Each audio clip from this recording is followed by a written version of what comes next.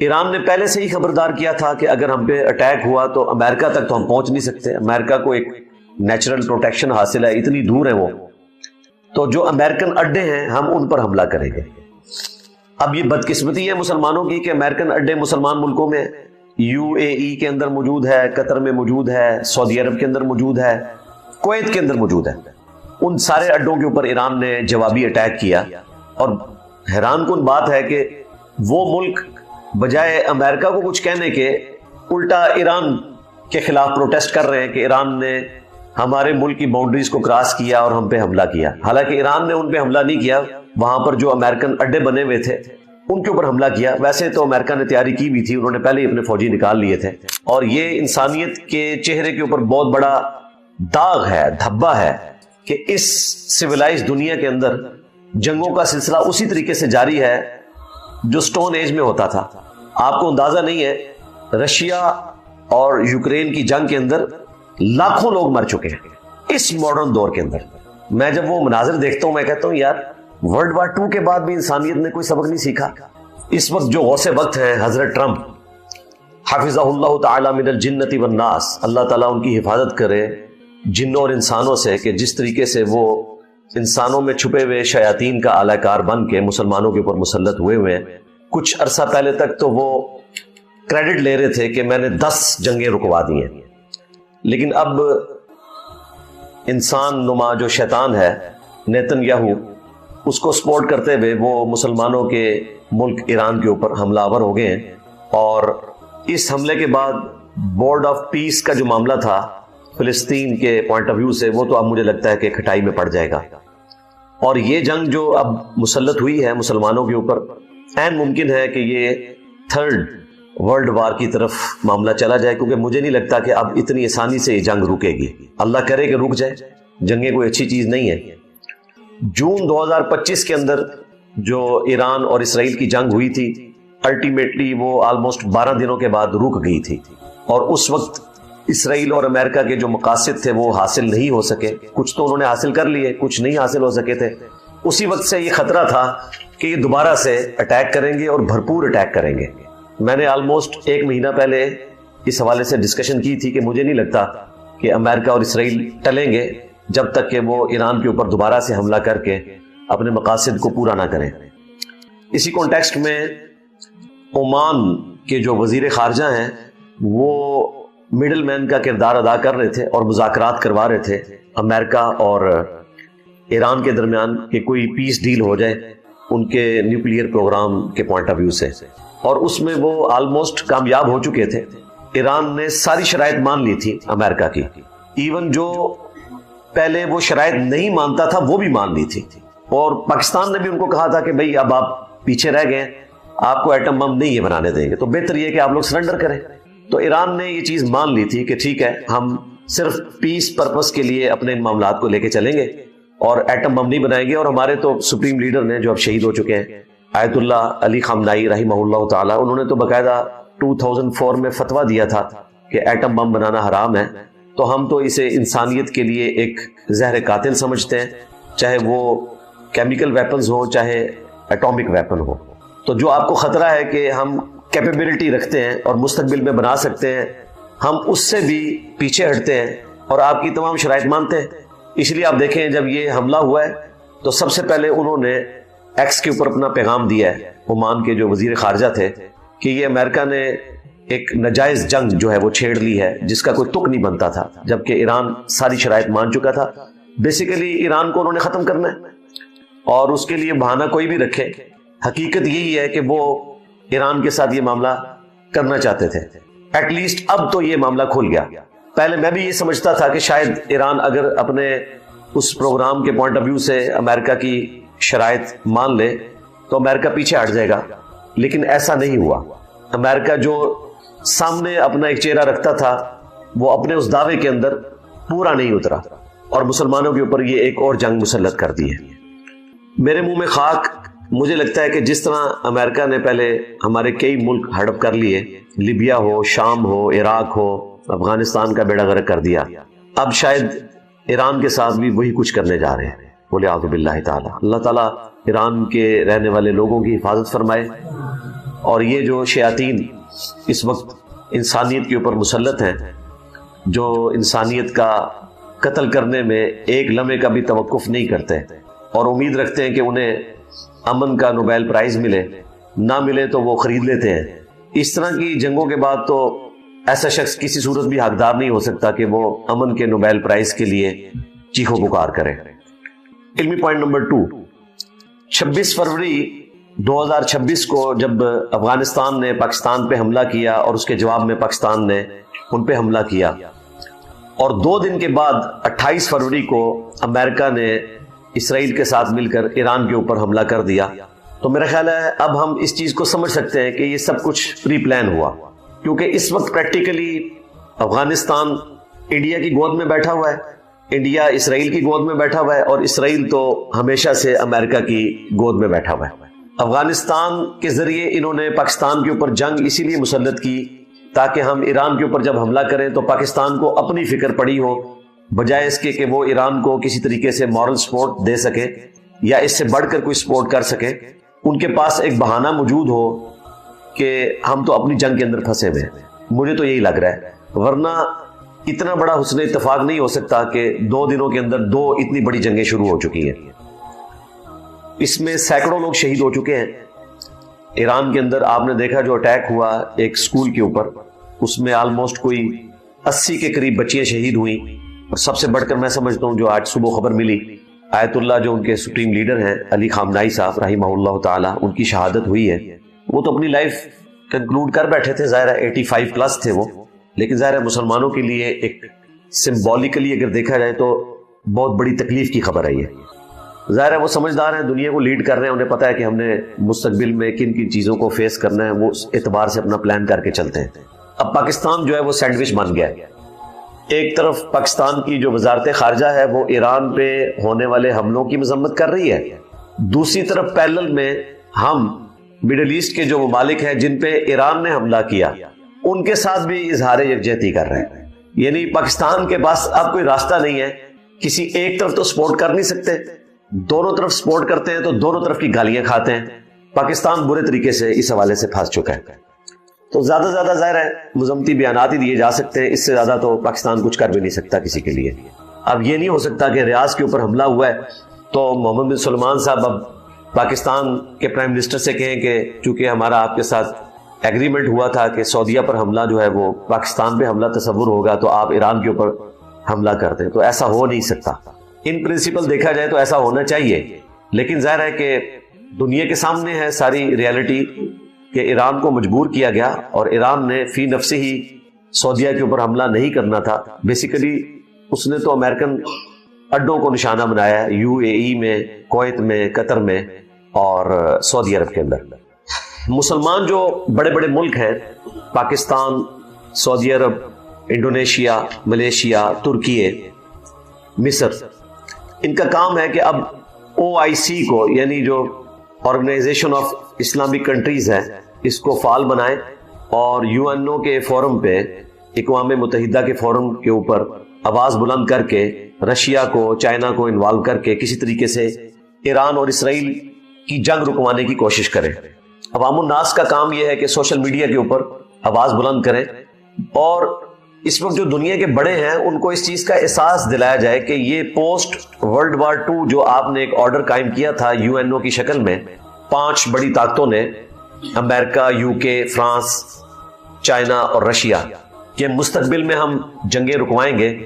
ظاہر ہے آلموسٹ 12 کروڑ کے قریب لوگ لقم اجل بنے ورلڈ وار 2 کے اندر، اور اس کے بعد یورپ نے تو سبق سیکھ لیا کہ ایٹ لیسٹ آپس کی لڑائیاں تو انہوں نے ختم کر دی، لیکن باقی جگہوں پر وہ لڑائیاں رکوانے میں ایز سچ ناکام ہی ہوئے، اور یہ انسانیت کے چہرے کے اوپر بہت بڑا داغ ہے، دھبا ہے کہ اس سویلائز دنیا کے اندر جنگوں کا سلسلہ اسی طریقے سے جاری ہے جو سٹون ایج میں ہوتا تھا۔ آپ کو اندازہ نہیں ہے، رشیا اور یوکرین کی جنگ کے اندر لاکھوں لوگ مر چکے ہیں اس ماڈرن دور کے اندر۔ میں جب وہ مناظر دیکھتا ہوں میں کہتا ہوں یار ورلڈ وار 2 کے بعد بھی انسانیت نے کوئی سبق نہیں سیکھا۔ ہٹلر کے بعد اس وقت کا ایک ہٹلر دنیا میں موجود ہے، نارتھ کوریا میں بیٹھا ہوا ہے، اور کروڑوں لوگوں کو اس نے اپنا غلام بنایا ہوا ہے، اور پوری دنیا تماشا دیکھ رہی ہے۔ اس کا کوئی کچھ بگاڑ نہیں سکتا. شکل دیکھیں معصوم سی ہے, گوگلی سی اس کی, لیکن اس کے کرتوت دیکھیں, اس کے ابے کے کرتوت دیکھیں, اس کے دادے کے کرتوت دیکھیں, تو انسان حیران ہوتا ہے کہ یہ 21ویں صدی میں اس طرح کا انسان موجود ہے دنیا میں, جبکہ انسانیت نے ورلڈ وار 2 کے بعد یہ لرن کیا تھا کہ دوبارہ سے ہم آپس میں اس طریقے سے نہیں لڑیں گے. پوری انسانیت کے لیے لمحہ فکری ہے, اور یہ پھر دوبارہ سے جنگیں شروع ہو گئی ہیں. میں سمجھتا ہوں کہ میڈیسن کی جو انڈسٹری ہے, اس کے بعد چونکہ سب سے بڑی انڈسٹری اسلحے کی انڈسٹری ہے دنیا میں, لگتا ایسا ہی ہے کہ یہ سب کچھ ڈرامہ بازی اس حوالے سے کروائی جاتی ہے تاکہ ان کا اسلحے کا کاروبار چلتا رہے. مجھے تو بالکل یہی سمجھ آتی ہے. ایون امریکہ کے بھی آلموسٹ آپ سمجھ لیں 60% سے زیادہ لوگ ڈائریکٹلی یا انڈائریکٹلی اسلحے کے ساتھ وابستہ ہے ان کی اکانومی. تو دنیا میں جنگیں ہوں گی, اسلحہ پاکستان بھی خرید رہا ہے, انڈیا بھی خرید رہا ہے, آپس میں لڑ رہے ہیں, اور جن سے خرید رہے ہیں وہ دن بدن ترقی کر رہے ہیں, اور یہاں پہ آلموسٹ 1/5 آف ورلڈ جو ہے دن بدن نیچے ہی جا رہا ہے. تو ان جنگوں سے کوئی انسانیت نے پازیٹیو سبق حاصل نہیں کیا ورلڈ وار 1 اور ورلڈ وار 2 سے خصوصاً, اور وہی سلسلہ اسی طریقے سے جاری ہے. اور اس میں جو میرا موقف ہے ہمیشہ سے, میں آج پھر اس کو ریپیٹ کروں گا کہ مسلمان کبھی بھی ان جنگوں کے مقابلے پہ اپنا نیریٹو لانچ نہیں کر سکتے دنیا کی ان 5 بڑی طاقتوں کے خلاف, خصوصاً ان میں امریکہ, جب تک کہ خود سائنس اور ٹیکنالوجی میں ترقی نہیں کرتے.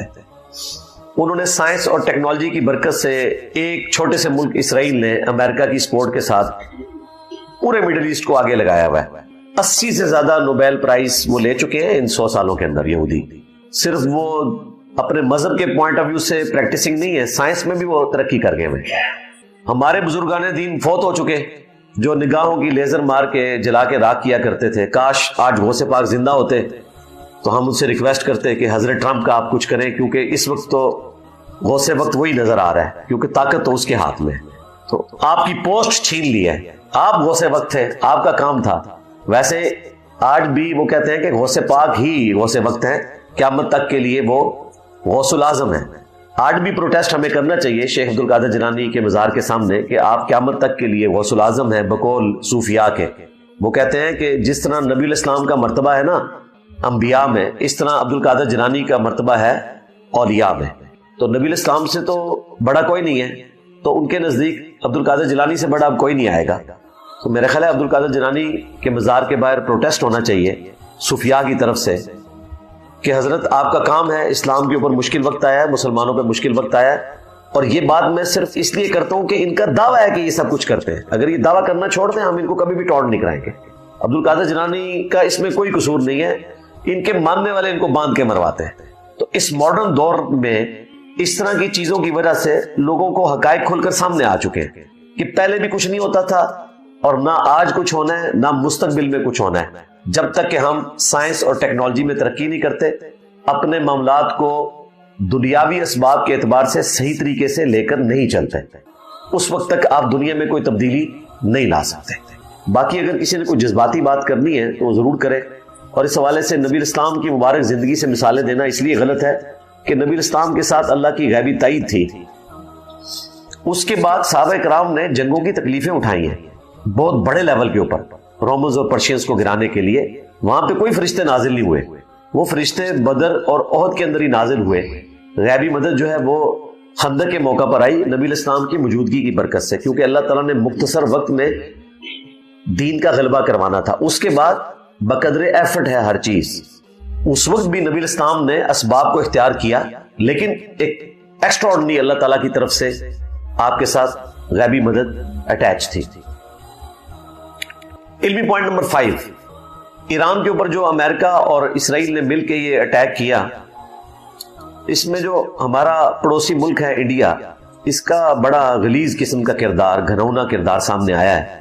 پوری زندگی انہوں نے ایران سے سستا تیل لے کر استعمال کیا.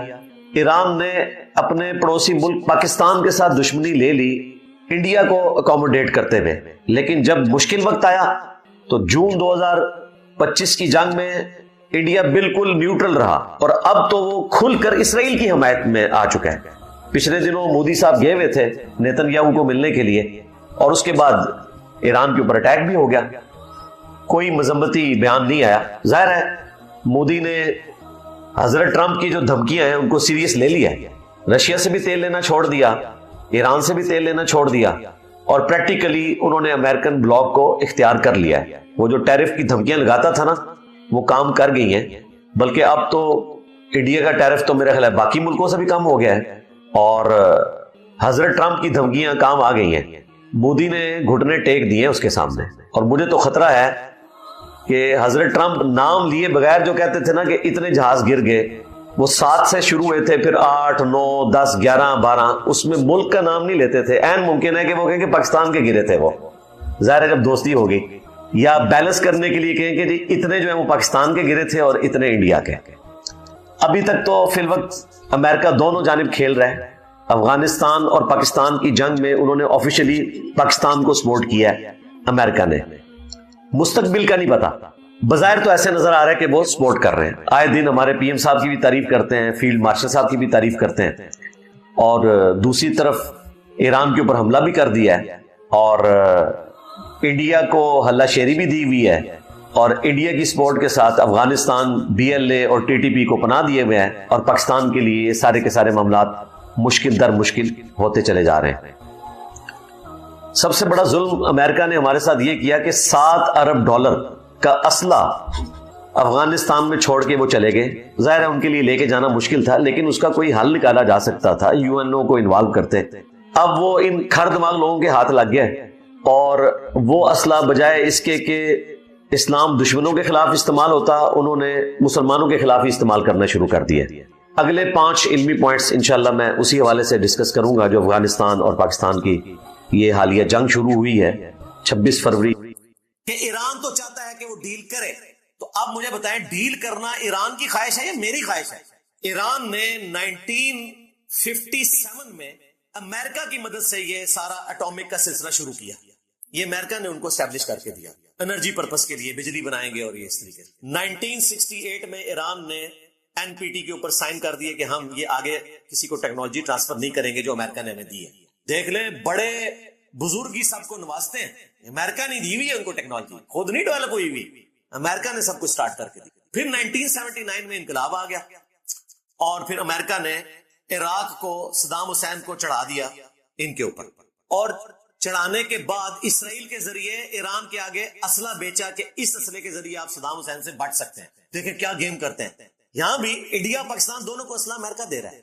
अमेरिका की 65% इकोनॉमी असले के साथ वाबस्ता है। वो चाहते हैं दुनिया में जंगें होती रहे। सद्दाम को चढ़ाया अमेरिका ने ईरान के ऊपर कि देखो शिया इनकलाब आ गया और तुम्हारे मुल्क में भी 60% शिया हैं, इराक में भी शिया की हुकूमत आ जाएगी, तुम जंग करो। 8 साल वो जंग करते रहे, और दूसरी तरफ इसराइल के जरिए ईरान के साथ एग्रीमेंट किया और उनको असला दिया कि इस असले के जरिए तुम बढ़ सकते हो। ज़ाहिर ईरान ने तो अपना दिफा करना था। उसके बाद खुमैनी साहब तो चले गए दुनिया से, और जानशीन बने खामनाई साहब। पहले प्रेसिडेंट थे ये, उसके बाद सुप्रीम लीडर बन गए, आज तक वही है। इनको अंदाजा हो गया कि ये वेस्टर्न वर्ल्ड, अमेरिका हमें इस दुनिया में इस तरीके से नहीं रहने देगा। तो 2003 में इन्होंने फतवा दिया कि एटम बम बनाना हराम है, क्योंकि इससे सिविलियन मरते हैं। आज भी जो सिविलियन मर रहे हैं, खा इसराइल में, खा ईरान में, खा फिलिस्तीन में, ये जुल्म। सिविलियंस को मारना किसी सूरत भी जायज नहीं है। हॉस्पिटल्स के ऊपर हमला करना किसी भी सूरत जायज नहीं। तो मुफ्ती आजम ईरान खामनाई साहब ने 2003 में फतवा दिया कि एटम बम बनाना हराम है। उसके बाद ईरान कोशिश करना शुरू हो गया कि किसी तरीके से हमसे सैंक्शंस उठाई जाए। मैंने आपको बताया उनकी हालत क्या है कि 42,000 ईरानी रियाल हो तो $1 बनता है। 42,000 42,000 रियाल ईरान के $1 के बराबर है। हम 283 रुपए के ऊपर रोते हैं कि यार रुपया इतना गिर गया, किधर 283 रुपीस इक्विवेलेंट टू $1, और कहां 42,000 ईरानियन रियाल इक्विवेलेंट टू $1। वो तो उनकी जमीन उगाती है, तेल निकलता है, तो इसलिए वो सरवाइव कर रहे हैं। लेकिन कितना अरसा करेंगे? एक ना एक दिन तो तेल खत्म हो जाना है। तो इन्होंने कोशिश की कि यार अमेरिका किसी तरीके से पाबंदियां उठाए। कोशिश इनकी कामयाब हुई। 2015 में बारक ओबामा ने डील कर ली ईरान के साथ, ईरान की ख्वाहिश पे कि ठीक है हम एटम बम नहीं बनाएंगे, हमारे तो मुफ्ती आजम का फतवा है, हमें एनर्जी पर्पस के लिए सारे काम करने दो और हमसे पाबंदियां उठाओ। ईरान, मैं बड़ा खुश हुआ था उस वक्त, मैंने वीडियो में भी वेलकम कहा था कि ईरान अब टेक का पोजीशन पे आ जाएगा। मुझे पता था कि इनके पास इतना तेल है कि अगर पाबंदियां उठती हैं तो ये टॉप पे आ जाएंगे। 3 साल पूरे नहीं हुए, ट्रंप साहब की हुकूमत आई, इन्होंने आते ही बगैर किसी वजह के 2018 में वो डील तोड़ दी। ईरान चीखता रहा कि भाई कुछ हुआ ही नहीं है। यूरोपियन यूनियन चीखती रही कि हमने गारंटी दी हुई थी यार, हमारी इज्जत का ख्याल रखो। यही वजह आज भी यूरोपियन यूनियन के जो बड़े 3 मुल्क हैं, जर्मनी, फ्रांस और यूके, कोशिश कर रहे हैं कि डील दोबारा से हो जाए। उनका यार ये क्या तुमने बदअहदी कर दी है। लेकिन अमेरिका वो से वक्त है, उसे कौन पूछ सकता है भाई। हाँ, आप कहानियां कराते रहे कि IMF कर्जा मंगे थे, वो आया जे गौरी। तो सारे बुजुर्ग उठे सन इराक में, सारे सूफी बाबे दफन है इराक में, जिसके ऊपर से सारे ये 200 जहाज आके तो ईरान को तबाह करके चले गए। किसी बाबे से निगाह नहीं मारी गई। अब 2018 में जब ये डील कैंसिल हुई, फिर ईरान का ग्राफ नीचे आना शुरू हो गया। फिर उन्होंने बड़ी कोशिशें की कि यार ये काम ना करो, हमारे लोग भूखे मर जाएंगे, हम क्या करें, हमारे साथ डील करो, डील करो, डील करो। और वो आजकल दोबारा से बात चली हुई थी डील की। 5 दौर हो चुके थे, 6ठा होने वाला था। इसराइल को ये खतरा लगा, ऐन मुमकिन है कि अमेरिका भी बीच में मिला हुआ हो। अब तो लग रहा है ऐसे ही। मैं तो पहले से कह रहा हूं कि ये दोनों एक है, इनकी मजहबी आपस में एक दूसरे के साथ एफिलिएशन है। अमेरिकन जो है क्रिश्चियंस हैं, और इनका मौकिफ यह है कि जब तक इसराइल एस्टेब्लिश नहीं होगा, उनका 3rd टेंपल नहीं बनेगा, तो हजरत ईसा अलैहिस्सलाम दुनिया में नहीं आएंगे। वो आके इनको बर्बाद करेंगे। अंदाजा करें किस बात के ऊपर दोस्ती की हुई है। वो कह रहे हैं इसराइल एस्टेब्लिश हो ताकि ईसा अलैहिस्सलाम आगे इनको तबाह करे। इसलिए इसराइल और अमेरिका की दोस्ती है, ज्यूज और क्रिश्चियंस की। वरना आपको पता है ज्यूज के साथ वो बुरा सलूक होता था जो आज पाकिस्तान में कादियानियों के साथ भी नहीं होता, इससे बुरा सलूक होता था। इनको इतवार वाले दिन यूरोप में बाहर निकलने की इजाजत नहीं होती थी। इनकी बस्तियां शहर से हट के कूड़े करकट के ढेरों के पास बड़ी बड़ी दीवारें होती थी। डेविड स्टार इनके लिए लगाना जरूरी होता था।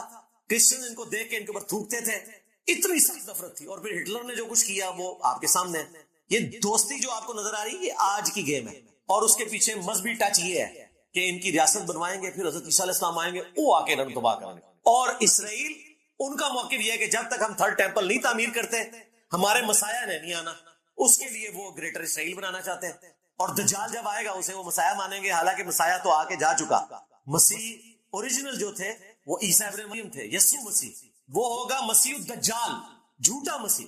और झूठा आएगा उसको सच्चा मान लेंगे, और फिर सच्चा मसीह आके झूठे मसीह को खत्म करेगा। इसमें मेरी काफी सारी वीडियोस रिकॉर्ड है। मैं आपको मजहबी टच बता रहा हूं दोनों का पीछे क्या है। अब वो जब 6ठा राउंड करीब था, इसराइल ने फौरन हमला कर दिया। उन्हें पता था हमला करेंगे तो फिर ईरान तो जवाब देगा, ज़ाहिर है ईरान का राइट है। यूएनओ के तहत 51 नंबर जो आर्टिकल है, उसके तहत अगर किसी आप सॉवरेन कंट्री के ऊपर हमला करते हैं, जो वर्ल्ड वार 2 के बाद नेशन स्टेट्स बन चुकी हैं और जो यूएनओ के मेंबर्स हैं, ईरान भी पायनियर मेंबर्स में शामिल है, तो उनका फिर राइट है, वो जवाब देंगे। तो ईरान ने जवाब देना था तो ज़ाहिर है फिर एक जंग शुरू हो जानी थी और वो सारी की सारी डील कटाई में पड़ जानी थी, और वो पड़ गई। प्रोफेसर जो मुरंदी स्काई न्यूज के ऊपर आकर उन्होंने उस फीमेल एंकर को लाजवाब कर दिया जो कह रही थी कि जी आप डील क्यों नहीं करते हैं। उसने कहा डील करने को बैठे हुए थे, इसराइल नहीं डील होने दे रहा, हम तो डील के लिए बैठे हुए थे। ये सारी बातें इस बात के ऊपर सबूत है कि डील इंजीनियर साहब नहीं चाहते, डील ईरान चाहता है। अब मुझे बताएं, आप शरीफाना सा मुंह बना के कहें कि इंजीनियर साहब डील करवाना चाहते हैं। ये तो यूज और क्रिश्चियंस के साथ मिले हुए हैं, अमेरिका और इसराइल के साथ मिले हुए हैं। तो अब आपको पता चल गया कि मैं किसके साथ मिला हूं। और अगर मैं आपका मुहर्रक तय करूं तो फिर मैं आपसे पूछूंगा कि आप किसके साथ मिले हुए हैं जो डील नहीं करवाना चाहते। हालांकि आपकी नीयत ये नहीं है, आप ये कहते हैं कि डील का फायदा कोई नहीं होगा, दोबारा से वो हमला करेंगे। लेकिन अगर मैं 2 नंबरी करूं तो मैं मुहर्रक तय कर सकता हूं कि आप चाहते हैं डील ना हो ताकि ईरान दुनिया से खत्म हो जाए। जो प्रॉक्सी यहाँ पे चलती रही शिया सुन्नी की, टॉयलेट्स में शिया काफर नारे लिखे गए। तो फिर मैंने असदुल्ला भाई से जब ये सारी बात की, उनका मुझे पता है आपका मौकिफ भी और ये भी। और फिर उन्होंने फोन पे ये बात भी मानी कि वाकई अगर ओरिजिनल डील ऑफर की जाए तो ईरान को डील करनी चाहिए। मैंने कहा आपने वीडियो में तो बात ही और तरफ कर दी, आपका काम था कि आप ये जुमला उसमें बोलते कि अगर वाकई ईरान की मर्जी के मुताबिक डील मिलती है तो डील करनी चाहिए। आपने कहा कि ईरान डील कर ही नहीं सकता, तो ये आपको नहीं करना चाहिए था ऐसा। और मैंने कहा कि वो आपके